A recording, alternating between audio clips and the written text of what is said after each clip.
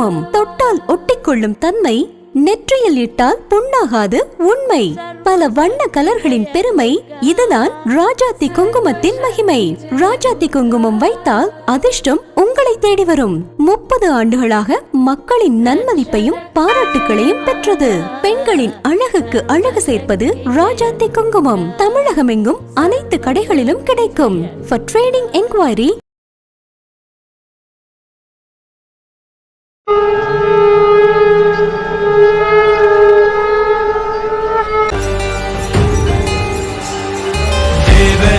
सेव्यमान पावनांघ्रि पंकजं व्यालयज्ञ सूत्रमिन्दुशेखरं कृपाकरं नारदादि योगी वृन्दवन्दितं दिगम्बरं काशिकापुराधिनाथ कालभैरवं भजे।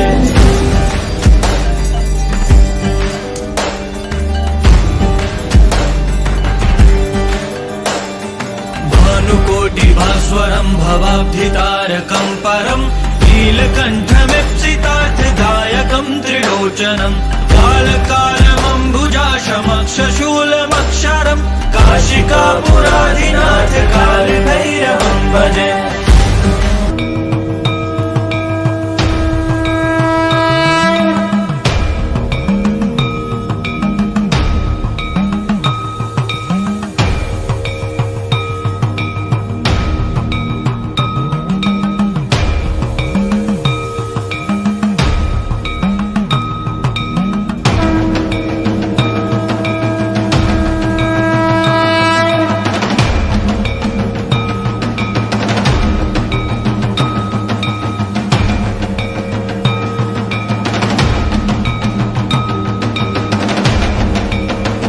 ராஜாத்தி குங்குமம் தொட்டால் ஒட்டிக்கொள்ளும் தன்மை, நெற்றியில் இட்டால் புண்ணாகாது உண்மை.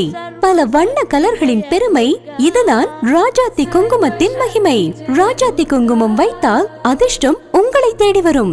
30 ஆண்டுகளாக மக்களின் நன்மதிப்பையும் பாராட்டுகளையும் பெற்றது. பெண்களின் அழகுக்கு அழகு சேர்ப்பது ராஜாத்தி குங்குமம். தமிழகமெங்கும் அனைத்து கடைகளிலும் கிடைக்கும். For trading enquiry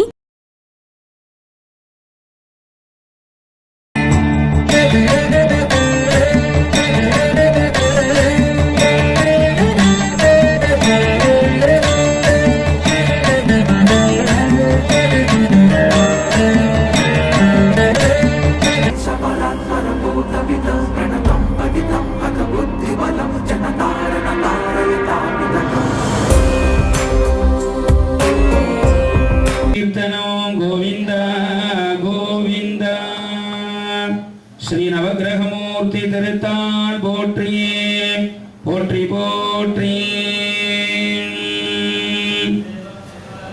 ஓம் ஆதித்யாய சோமாய மங்களாய புதாய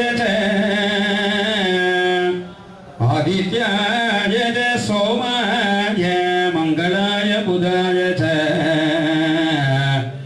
शुक्र शनिभ्यश्च राघवे केतवे नमः राघवे केतवे नमः नीलाञ्जन समाभासं रविपुत्रं यमाग्रजं छाया मार्ताण्ड सम्भूतं तन्नमामि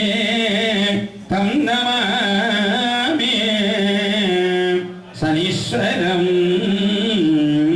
சங்கடம் தீர்க்கும் சனி பகவானே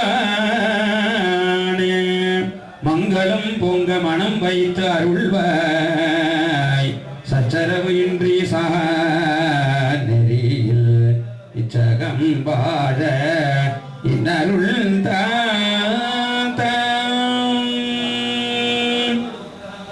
சார்ந்த பக்த பெருமக்களே, தாய்மார்களே, நமது ஆலயத்திலே ஒவ்வொரு சனிக்கிழமையும் அதிகாலை 5:30 மணி அளவில் சனீஸ்வர பகவானுக்கு நிறைவாக பாலபிஷேகமானது நடைபெற்று வருகின்றது. அதுபோன்று இன்றைய தினமும் இப்பொழுது நிறைவாக பாலபிஷேகமானது சனீஸ்வர பகவானுக்கு நடைபெற இருக்கின்றது.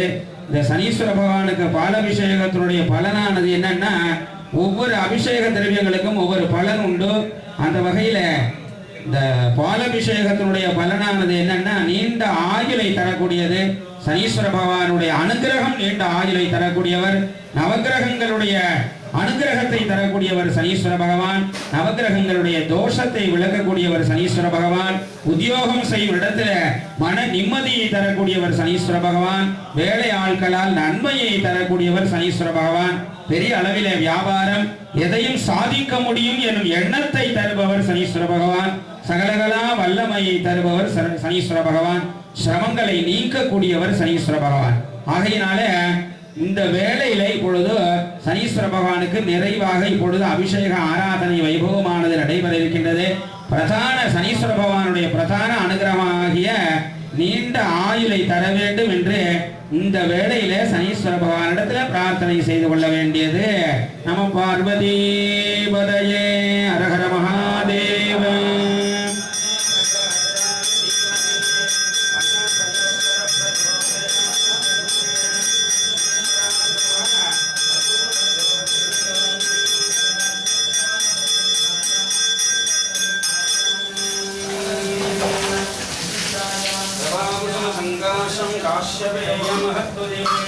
नमोरिं सर्वभावग्नं प्रणतोऽस्मि दिवाकरम् ॐ दरिशं वसुसारोमं क्षीरोदार्णवसम्भवं नमामि शशिनं सोमं सम्भोधमकुटभूषणं धरणीगर्भसम्पूर्णं विपुलकाञ्चनसन्निभं कुमारं शक्तिहस्तं च मङ्गलं प्रणमाम्यहम् यं त्रिकलिकास्यामं लोभेन प्रतिमं पुरम् सौम्यं सौम्यगुणोपेदं तं बुधं प्रणमाम्यहम् देवानाञ्जर्षीणाञ्च गुरुं काञ्चनसन्निभं बुद्धिबोधं त्रिलोकानां तन्नमामि बृहस्पतिं हिमकुन्दवृणालाभं दैत्यानां परमं गुरुं सर्वशास्त्रप्रवर्तारं भार्गवं प्रणमाम्यहम् नीलाञ्जनसमाभासं रविपुत्रं यमाग्रजं राजामार्ताण्डसम्भूतं तन्नमामि शनीश्वरम् अर्धकायं महावीर्यं चन्द्रादित्यविमर्शनं सिंहिकागर्भसम्भूतं तं राहुं प्रणमाम्यहम् पदार्थपुष्पसङ्कातं तारकाग्रहमस्तकं रौद्रं रौद्रात्मकं घोरं तं केतुं प्रणमाम्यहम् आदित्याय सोमाय मङ्गलाय बुधाय पुरुषोत्तमनित्यस्य राघवे केतवे नमः राघवे केतवे नमः नीलाञ्जनसमाभासं रविपुत्राय महाग्रजं राजामार्ताण्डसम्भूतं तं नमामि शनीश्वरम्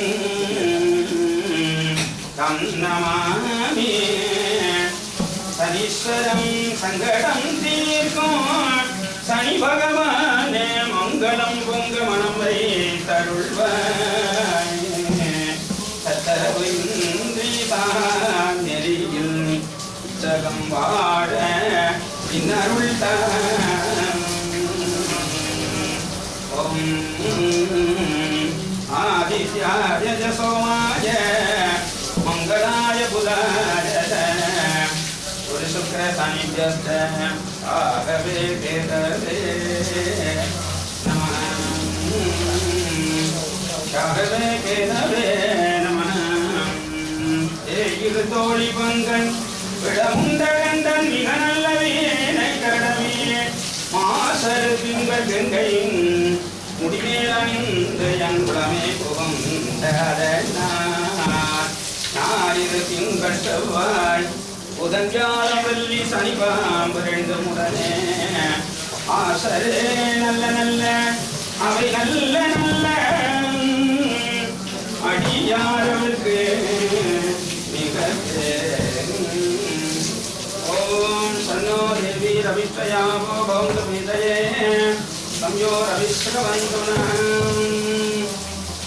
ஆத்வஜாய வித்மஹே கர்கஹஸ்தாய தீமஹே तन्नो मन्द प्रचोदयात् ईश्वराय विद्महे छायापुत्राय धीमहि तन्नो मन्द प्रचोदयात् नीलाञ्जनसमाभासं रविपुत्रं जवाग्रजं छायामार्ताण्डसम्भूतं तं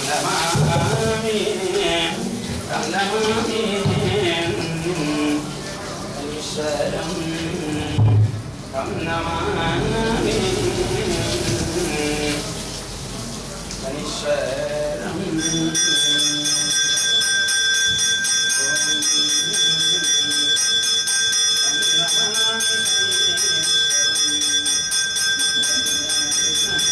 ग्रहस्थाय धीमहि तन्नो शनीश्वर प्रचोदयात् कुसुमसङ्कासं काश्यपेयमहतुदिं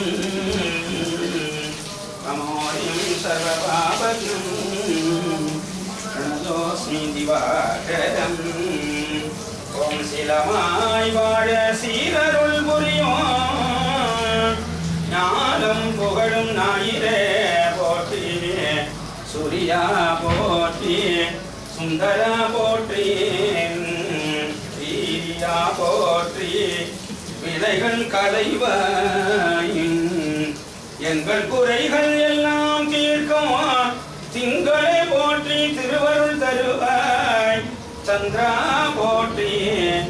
चंद्रा पोट्री सद्गुरु पोट्री संगडम तीर्पाई चतुरा पोट्री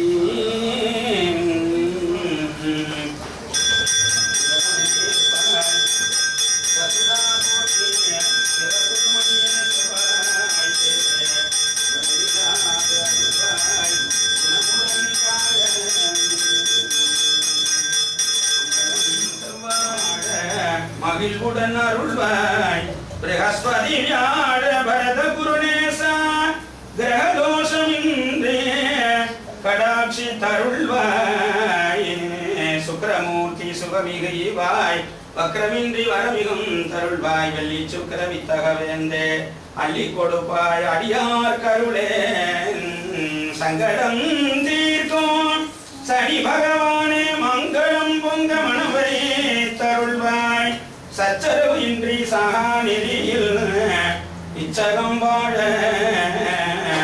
இன்னருள்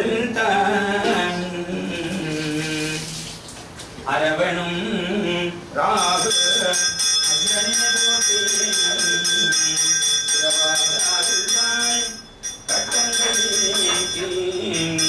ஆகவருள் புரி அனைத்திலும் வெற்றி ராகு கணிய ரம்யா போற்றி கேது தேவி கீர்த்தி திருவே பாதம் போற்றி பாவம் தீர்ப்பாய் பாதம் பம்பு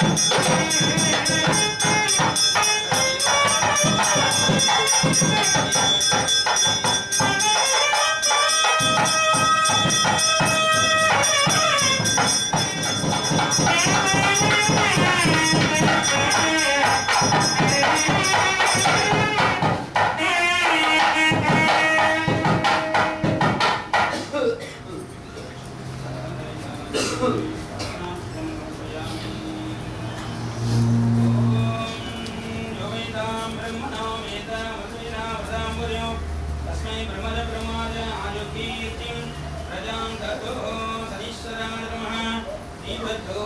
ராஜாத்தி குங்குமம் தொட்டால் ஒட்டிக்கொள்ளும் தன்மை, நெற்றியில் இட்டால் புண்ணாகாது உண்மை. பல வண்ண கலர்களின் பெருமை, இதுதான் ராஜாத்தி குங்குமத்தின் மகிமை. ராஜாத்தி குங்குமம் வைத்தால் அதிர்ஷ்டம் உங்களை தேடி வரும். 30 ஆண்டுகளாக மக்களின் நன்மதிப்பையும் பாராட்டுகளையும் பெற்றது. பெண்களின் அழகுக்கு அழகு சேர்ப்பது ராஜாத்தி குங்குமம். தமிழகமெங்கும் அனைத்து கடைகளிலும் கிடைக்கும். For trading enquiry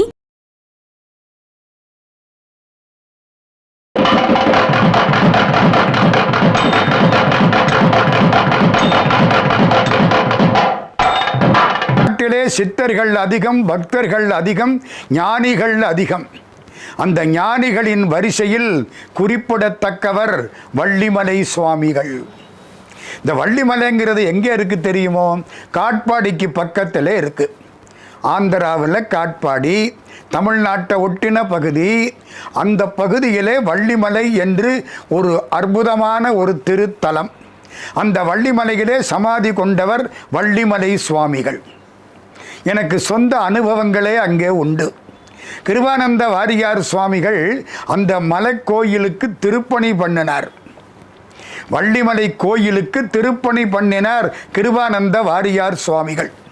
அது கிட்டத்தட்ட 50 வருஷத்துக்கு முன்னால திருப்பணி பண்ணுற பொழுது, மலைக்கு போகிற பொழுது இந்த முதல்ல ஒரு மண்டபம், அந்த மண்டபத்தை ஒழுங்கு பண்ணினார்கள்.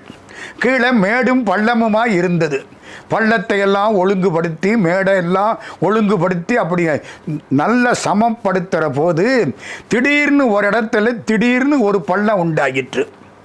வச்சு வெட்டுனாங்க. குழி மாதிரி உள்ளே போகுது. உள்ளே பார்த்தா குகை மாதிரி இருக்குது. மட்டிப்பால் வாசனை அடிச்சுது. எவன் வெட்டினானோ அவன் மூக்கில் மட்டிப்பால் வாசனை, மயக்கம் போட்டு விழுந்துட்டான்.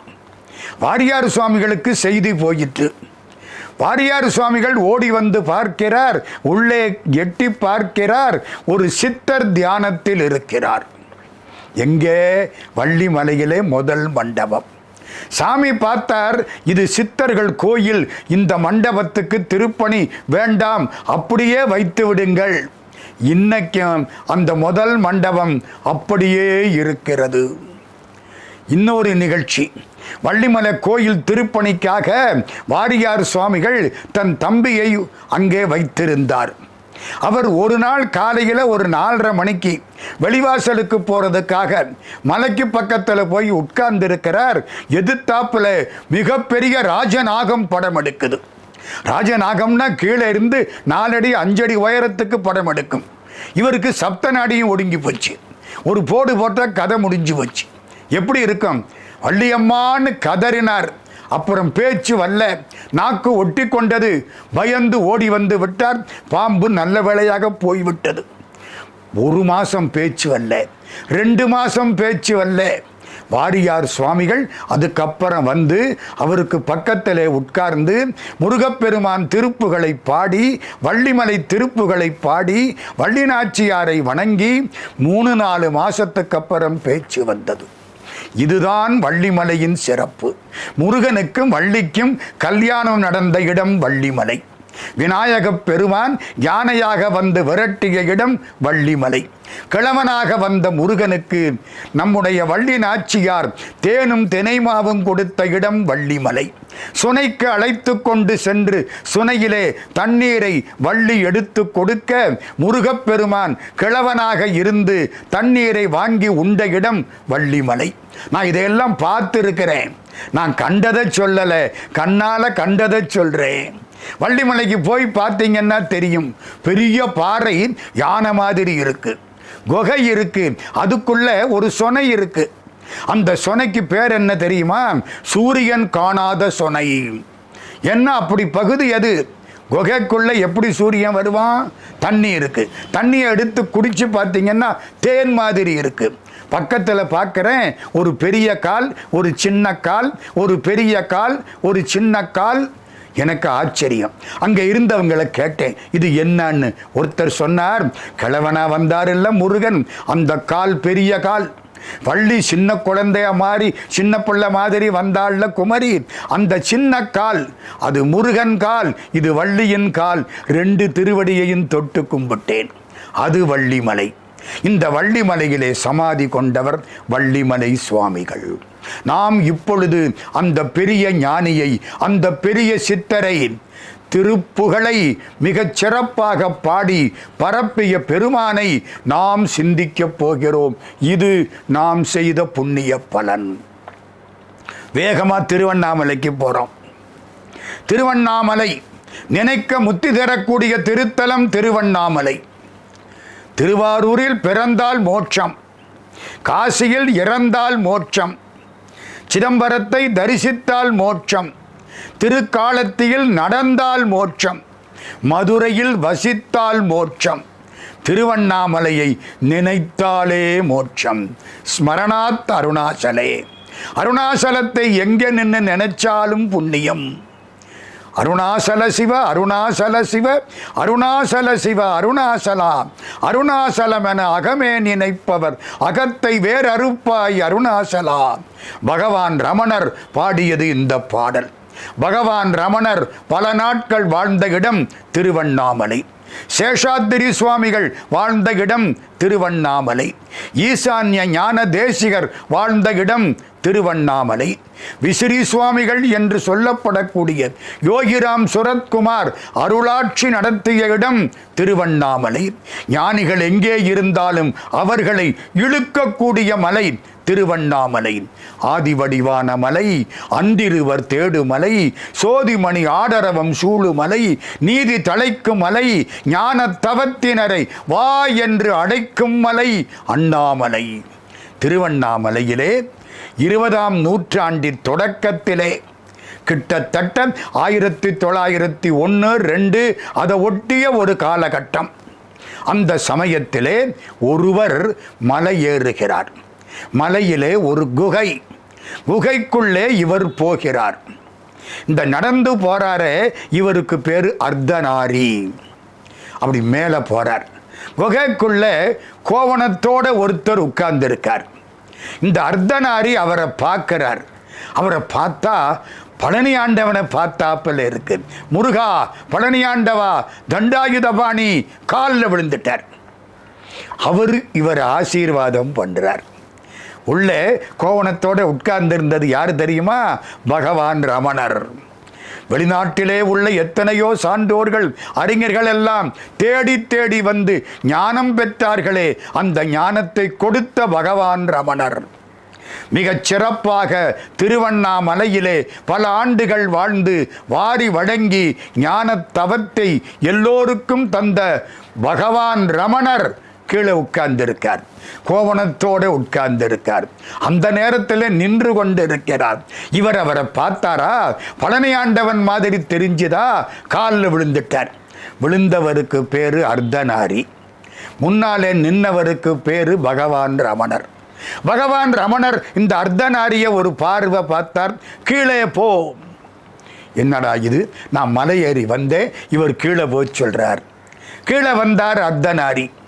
கீழே ஒரு பரம ஞானி ஒரு எரும மாட்டை தேய்ச்சி குளிப்பாட்டிக்கிட்டு இருக்கார். திருவண்ணாமலை குளக்கரை, எரும மாட்டை தேய்ச்சி குளிப்பாட்டிக்கிட்டு இருக்கார். யாரு குளிப்பாட்டுறா? வந்து பார்த்தா அழுக்கு வேட்டி, அழுக்கு துண்டு, பக்கத்தில் போனால் சந்தனவாசம். யார் இவர்? பரமஞானி, பெரிய சித்தர் சேஷாத்திரி சுவாமிகள். திருவண்ணாமலையிலே கணபதிக்கு சமமாக வாழ்ந்தவர் சேஷாத்திரி சுவாமிகள். முருகனுக்கு சமமாக வாழ்ந்தவர் பகவான் ரமணர்.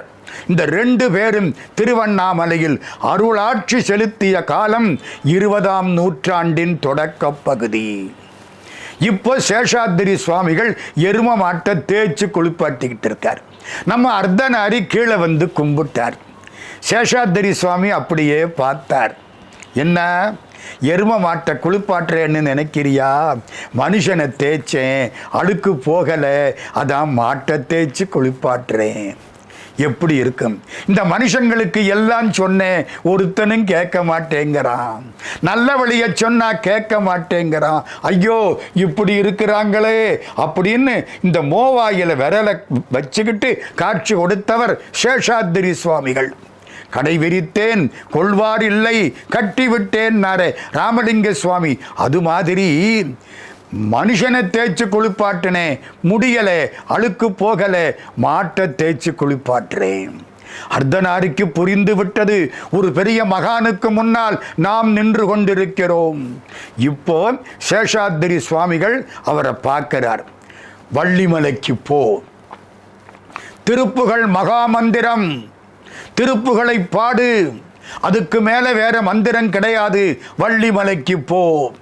அர்த்தநாரி அதுக்கப்புறம் வள்ளிமலைக்கு போகிறார். இந்த அர்த்தநாரிக்கு தான் வள்ளிமலை சுவாமிகள் என்று பெயர். நான் ஒரே ஒரு நிகழ்ச்சியை உங்களுக்கு சுட்டி காட்டினேன்.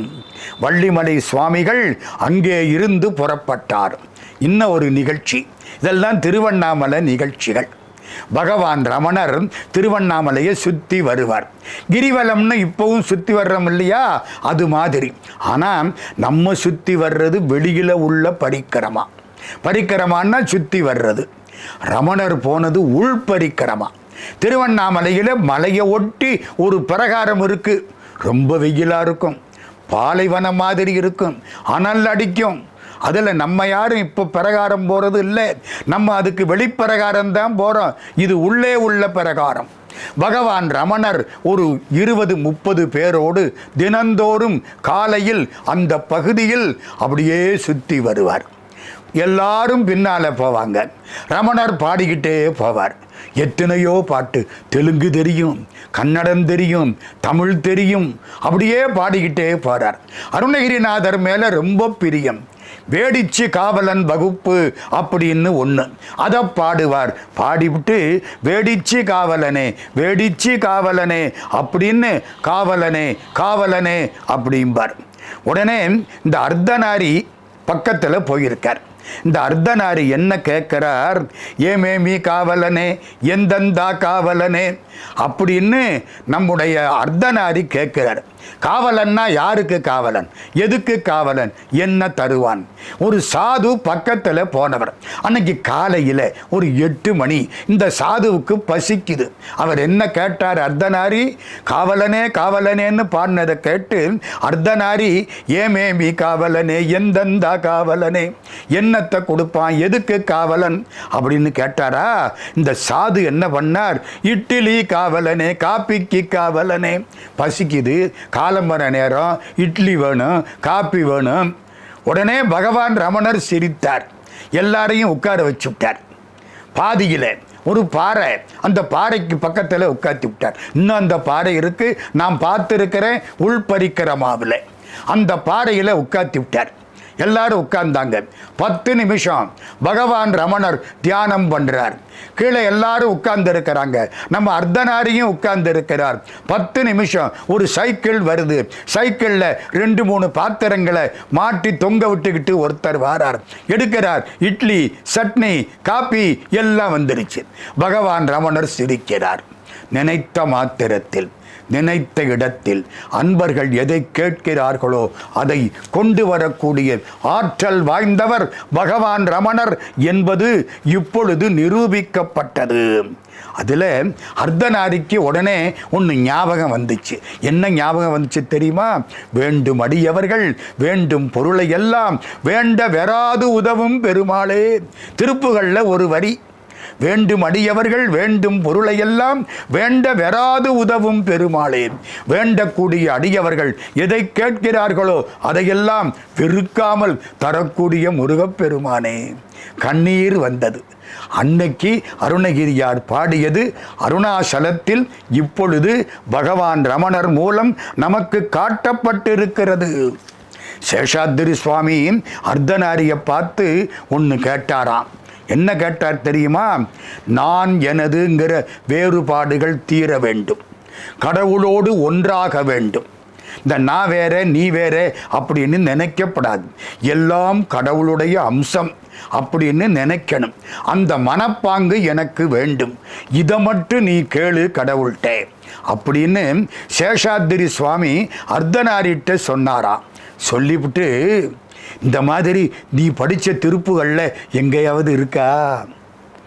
நானும் நீயும் வேறாகக்கூடாது, உலகத்தில் எல்லாம் ஒன்றாக வேண்டும், நான் வேறு நீ வேறு என்று எண்ணக்கூடாது.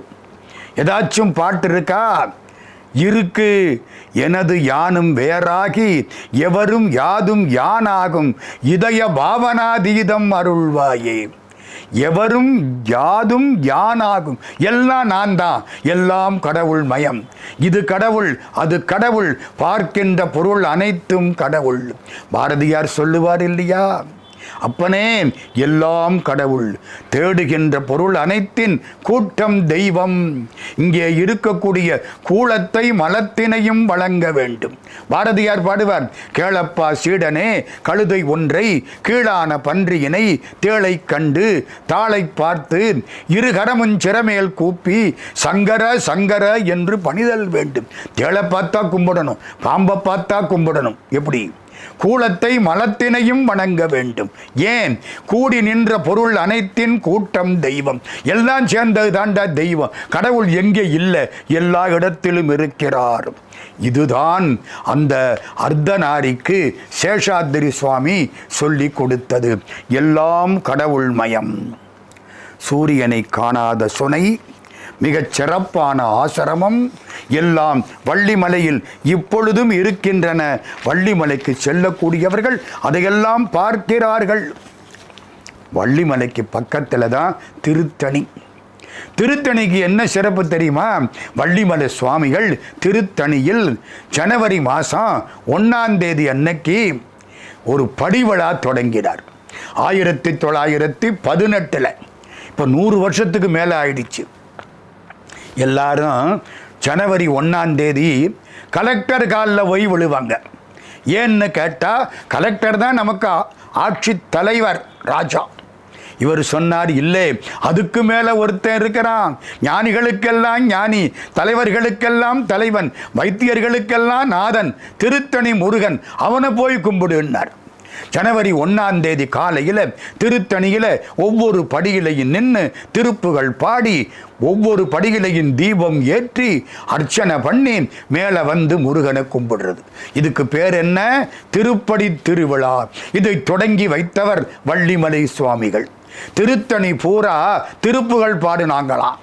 வள்ளிமலை சுவாமி அப்படியே வெளியில் வந்தாராம், கையில் ஒரு தம்பூரா. அர்த்தநாரிக்குத்தான் பேரு வள்ளிமலை சுவாமி. ஆரம்ப காலத்தில் அர்த்தநாரி, பின்னாலே வள்ளிமலை சுவாமி, சச்சிதானந்த சுவாமி அப்படின்னு சொல்லுவார்கள். கையில் தம்பூராவோட வந்தாராம். அப்படி பார்த்தாராம், திருத்தணியில் எல்லா இடத்திலையும் திருப்புகள் பாடினாங்களாம்.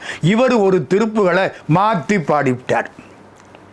திருப்புகள் ஓதும் கருத்தினர் சேரும் திருத்தணி மேவும் பெருமாளே. இதான் பழைய திருப்புகள் பாட்டு. என்ன? திருப்புகள் ஓதும் கருத்தினர் சேரும் திருத்தணி மேவும் பெருமாளே.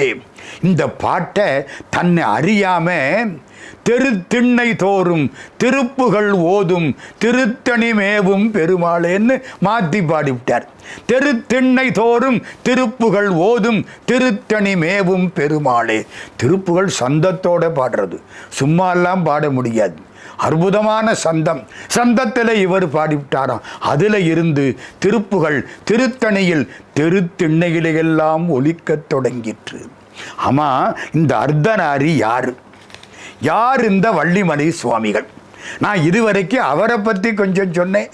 அவர் யார், எங்கே பிறந்தார், எப்படி இப்படியெல்லாம் வந்தார், அதுதான் முக்கியம்.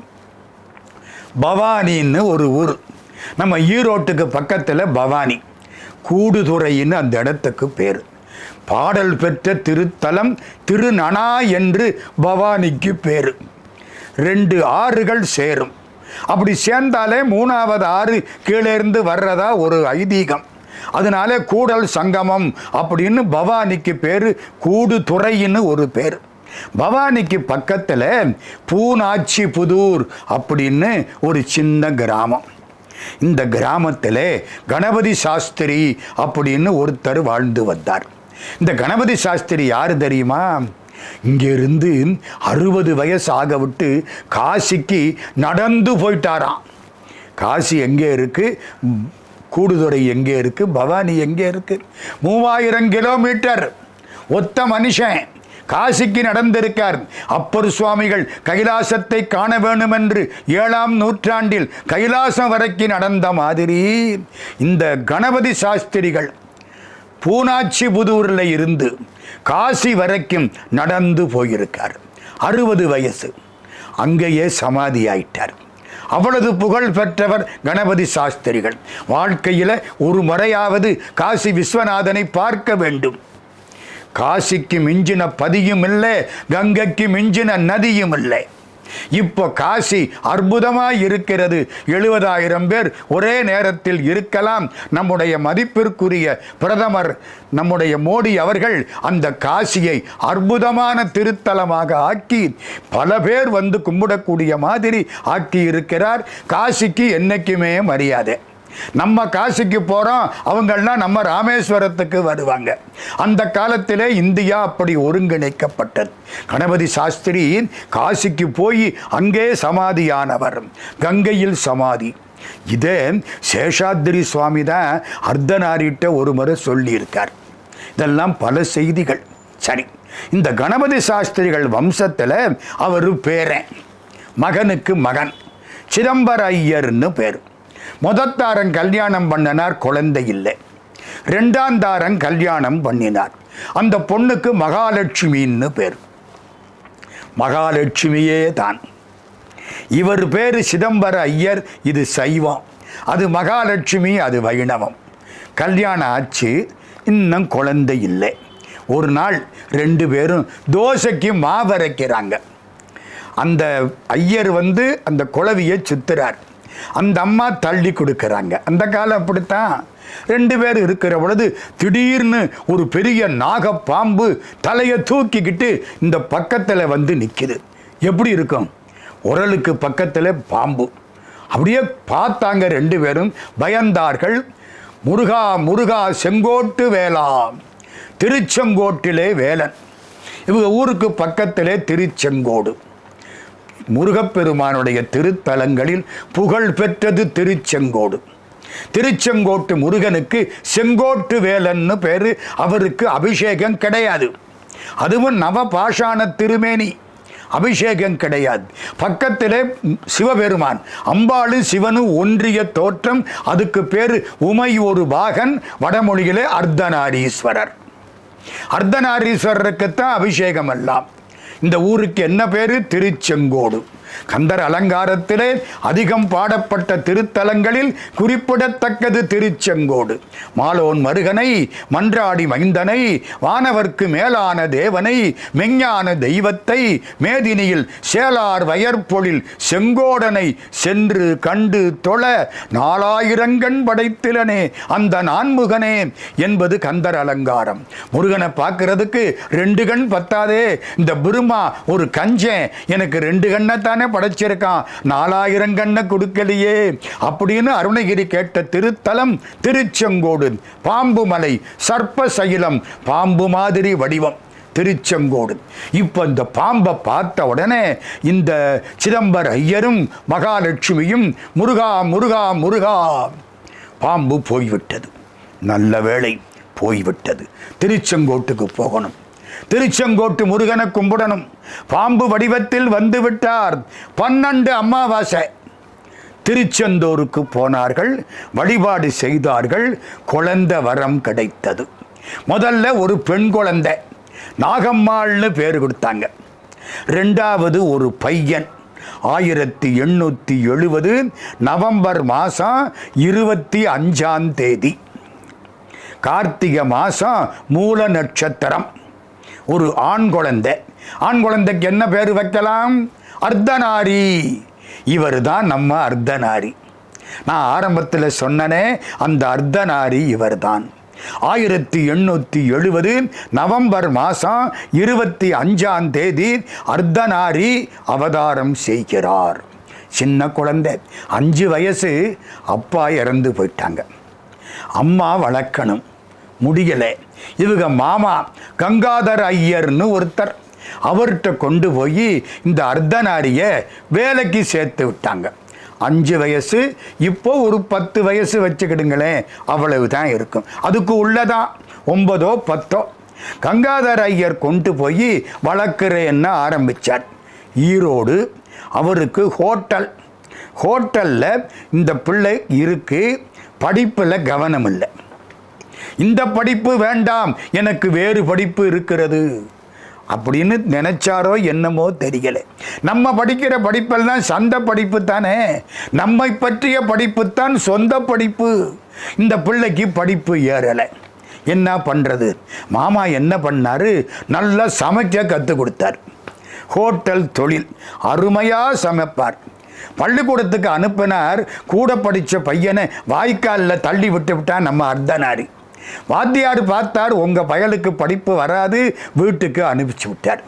கங்காதர ஐயர் கவலைப்பட்டார். ஐயோ, தாயில்லாத புள்ள மாதிரி இது தகப்பன் இல்லாத புள்ள, நான் என்ன பண்ணுறது? அவருக்கு அண்ணன் ஒருத்தர் இருந்தார், நம்ம அர்த்தநாரிக்கு பெரிய மாமா. அவருக்கு அப்பு தீட்சிதர்னு பேர். அவர் பார்த்தார், அர்த்தநாரிக்கு என் பொண்ணை கல்யாணம் பண்ணி கொடுக்குறேன்னார். அந்த காலம் அர்த்தநாரிக்கு 9லேருந்து 10க்குள்ள வயசு, அதிகபட்சம் 9.5 வயசு வச்சுக்கிடுங்களேன். அந்த பொண்ணுக்கு பேர் சுப்புலட்சுமின்னு பேர். அவளுக்கு 5 வயசு. 5 வயசு பொண்ணு, நம்ம 9.5 வயசு அர்த்தநாரி, பெரிய மாமா அப்பு தீட்சிதர் கல்யாணத்தை பண்ணிவிட்டார். 10 வயசுக்குள்ள பொண்டாட்டி வந்தாச்சு. இப்போ சம்பாதிக்கணும். எங்கே போய் சம்பாதிக்கிறது? இவருக்கு தெரிஞ்சது சமையல் மட்டுமே. மைசூருக்கு போனார். அரண்மனையில் வேலைக்கு சேர்ந்தார். ராஜா பார்த்தார், இவர் சமையல் நல்லா இருக்கா, இவருக்கு சம்பளம் கொடுத்து அரண்மனையில் நிரந்தர வேலைக்காரனாக வைத்து கொண்டு விட்டார். அங்கே இருக்கிறாங்க அரண்மனையிலே நம்முடைய அர்த்தநாரி வேலை பார்க்கிறார். இப்போ அர்த்தநாரிக்கு 12 வயசு 13 வயசு வளர்ந்துக்கிட்டே இருக்கு. கொஞ்ச காலம் அங்கே இருந்தார். கிட்டத்தட்ட ஒரு 7-8 வருஷம் ஓடி போயிடுச்சு. அதுக்கப்புறம் மைசூர் மகாராஜா கிட்ட வேலை பார்த்த ஒருத்தர் வீட்டில் கல்யாணம். அந்த கல்யாணத்துக்கு எல்லாரும் போனாங்க. நம்ம அர்த்தநாரியும் போனார். மறக்காதீங்க, கிட்டத்தட்ட 20-22 வயசு. அர்த்தநாரியும் போனார். அங்கே கல்யாணம் ஆக போகிற பொழுது மாப்பிள்ளை பையன் தாலியை எடுத்து பொண்ணு கழுத்தில் கட்ட போனான். திடீர்னு விழுந்தான். கால் கை வலித்தது. காக்காய் வலிப்பு அப்படிங்கிறாங்க. விழுந்தவன் அப்படியே இறந்து போயிட்டான். இப்போ எப்படி இருக்கும் பாருங்க. விழுந்தவன் இறந்த உடனே எல்லாருக்கும் கண்ணீர் வந்தது. இனிமே இந்த பொண்ணுக்கு யாரு தாலி? இந்த பொண்ணுக்கு தாலி கட்டுறது யாரு? இவளுக்குன்னு நிச்சயதார்த்தம் பண்ண பையனே காக்கா வலிப்பு வந்து இறந்து போயிட்டான். அது காக்கா வலிப்பு இல்லை, கால் கை வலிப்பு. நம்ம அதை காக்கா வலிப்புன்னு மாற்றி விட்டோம். காக்கா வலிப்பும் கிடையாது, குருவி வலிப்பும் கிடையாது. கால் கை இழுத்தது, இறந்து போயிட்டான். மகாராஜா பார்த்தார். அர்த்தநாரிக்கு 22 வயசு. இந்த நஞ்சம்பாளை நீ கல்யாணம் பண்ணிக்கொள். அந்த காலத்தில் 2 கல்யாணம் எல்லாம் பழக்கம்.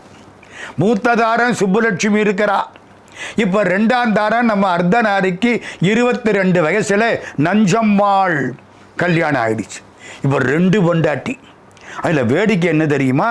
முதல் பொண்டாட்டிக்கு 2 ஆண் குழந்தை, 1 பெண் குழந்தை. இந்த 2வது பெண்டாட்டிக்கு 2 பெண் குழந்தை, 1 ஆண் குழந்தை. ஆக அங்கே 3 இங்கே 3 வஞ்சகம் இல்லாமல் பெற்று கொடுத்தார். இப்போ 3 3 6 6 3 9 பேருக்கு சாப்பாடாகணும். ஒரு கணவர், 2 மனைவி, 6 பிள்ளை சாப்பாடாகணும். சமையல் ஏதோ பண்ணுறார். கிடைக்கிற வருமானம் பத்தலை. ராஜா கொடுக்கறது பத்தலை. ரொம்ப கஷ்டம். கொஞ்ச காலம் ஆச்சு. ரொம்ப வறுமை. திடீர்னு என்ன ஆகிப்போச்சு? வேடிக்கையில் மூத்ததாரத்து மனைவி இறந்து போயிட்டான். மூத்ததாரத்துக்கு பிறந்த 2 ஆண் குழந்தையும் 1 பெண் குழந்தையும் இறந்து போச்சு. இப்போ யார் மிச்சம்? 2ஆம் தாரத்து மனைவியும் இங்கே பிறந்த 2 பெண்ணு 1 ஆண். கொஞ்ச நாளையில் இந்த 2 பொண்ணும் இறந்து போச்சு. ஏங்க, வரிசைக்கு இறந்துக்கிட்டே இருந்தால் அந்த வாழ்க்கை என்னத்துக்காகும்? மனசு என்ன பாடுபடும்? அர்த்தநாரிக்கு ஒன்றும் புரியலை. வேலையில் மனசு போகலை, வறுமை, பணம் பத்தலை, வரிசைக்கு எல்லாரும் இறந்து போயிட்டாங்க. யாரு மிச்சம்? இந்த 2ஆம் தாரத்து மனைவி நஞ்சம்மாள். இவளுக்கு பிறந்த 1 பையன். இவ்வளவு தான் மிச்சம். 9 பேர் இருந்த இடத்துல இப்போ 3 பேர் தான் பாக்கி. மற்ற எல்லாம் முடிஞ்சு போச்சு. வாழ்க்கை வெறுத்து போச்சு. நான் தற்கொலை பண்ணிக்கிட்டு இறந்து போகிறேன், வேண்டாம். அங்கேருந்து புறப்பட்டார். ஜோலார்பேட்டைன்னு ஒரு ஊருக்கு வர்றார். யார் யார்? நம்ம அர்த்தநாரி, அர்த்தநாரியினுடைய மனைவி நஞ்சம்மாள், ஒரே ஒரு பையன். 3 பேர். ஒரு சின்ன பெட்டி. பெட்டிக்குள்ளே இவங்களுக்கு தேவையான இருந்த சில ஆடைகள், நகையெல்லாம் ஒன்றும் கிடையாது. கழுத்தில் போட்டிருக்கிற தாலி அவ்வளவுதான். ஜோலார்பேட்டைக்கு வந்தாங்களா, தூங்கின போது முழிச்சு பார்த்தா திருடன் எல்லாத்தையும் எடுத்துக்கிட்டு போயிட்டான். 3 பேர் தான் மிச்சம். எப்படி இருக்கும்? வெறுத்து போச்சு. நான் தற்கொலை பண்ணிக்கிட்டு செத்து போகணும். ஒருத்தரோட பேசினார். அவர் சொன்னார், தற்கொலை எல்லாம் பண்ணிக்காதே, உனக்கு அதுக்கு உரிமை கிடையாது.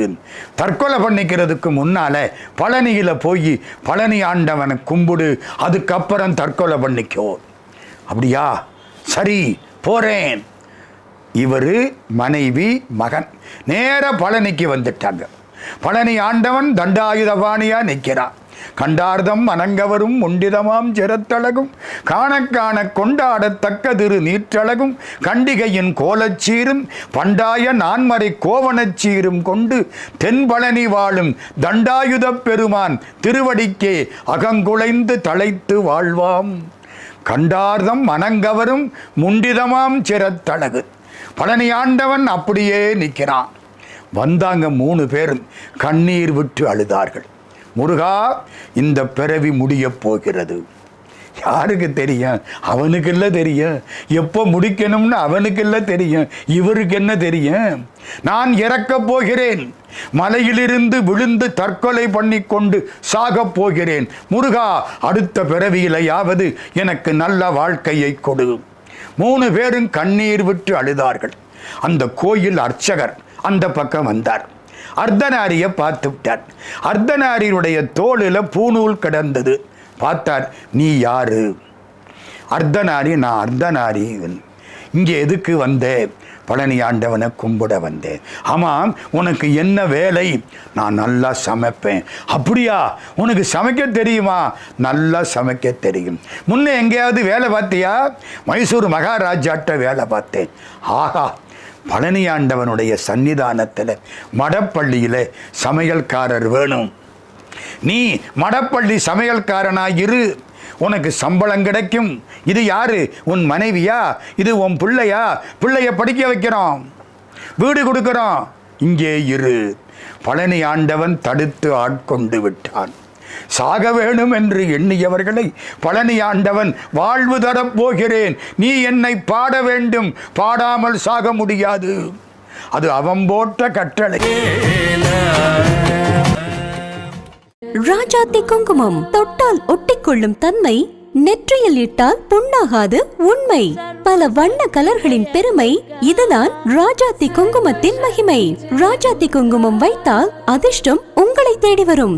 30 ஆண்டுகளாக மக்களின் நன்மதிப்பையும் பாராட்டுகளையும் பெற்றது. பெண்களின் அழகுக்கு அழகு சேர்ப்பது ராஜாத்தி குங்குமம். தமிழகமெங்கும் அனைத்து கடைகளிலும் கிடைக்கும். For trading enquiry